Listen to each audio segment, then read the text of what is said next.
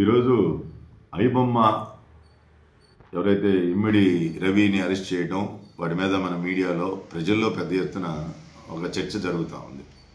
ఈవేళ ఒక common man ఏదేమైనప్పటికీ ఐబొమ్మ రవి చట్ట వ్యతిరేకంగా చేసిన మాట వాస్తవం.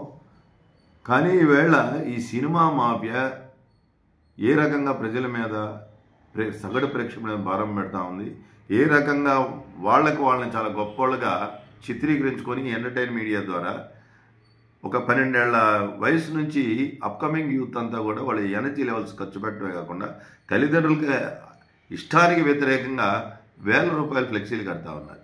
వీళ్ళు ఏ రకంగా గొప్పవాళ్ళు, మేము చదువుకునే వాళ్ళు రాష్ట్రపతికి అత్యున్నతమైన శాలరీ అని చెప్పుకునేవాళ్ళు. ఈవేళ ఈ దేశం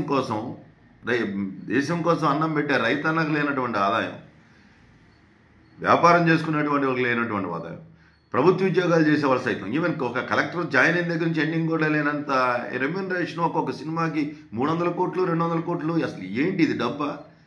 ఈ రకంగా తీసుకొని మీరు రేట్లు పెంచేసి ప్రజల మీద భారం పెట్టడం ఎంతవరకు సమర్థనీయమని మేధావులందరూ కూడా ఆలోచించాలి. వీళ్ళు ఏ రకంగా ఒక సినిమా పాత్రధారులు దీన్ని ఈ మీడియా ఒక గందరగోళంలో పెట్టి వాడకూడని పదజాలం వాడుతున్నారు. దే ఆర్ నాట్ హీరోస్, హీరోలు కాదు, కథానాయక పాత్రధారులు, హీరో పాత్రధారులు. ఈ దేశం కోసం పోరాడే సైనికులు, రైతులు, బిడ్డల్ని పోషించి కష్టపడి పెంచే తల్లిదండ్రులు హీరోలు. వీటి మీద ఎక్కడ కూడా చర్చ లేని కారణంగా వీళ్ళు చాలా గొప్ప వాళ్ళగా ప్రతిష్ఠించుకుంటాను.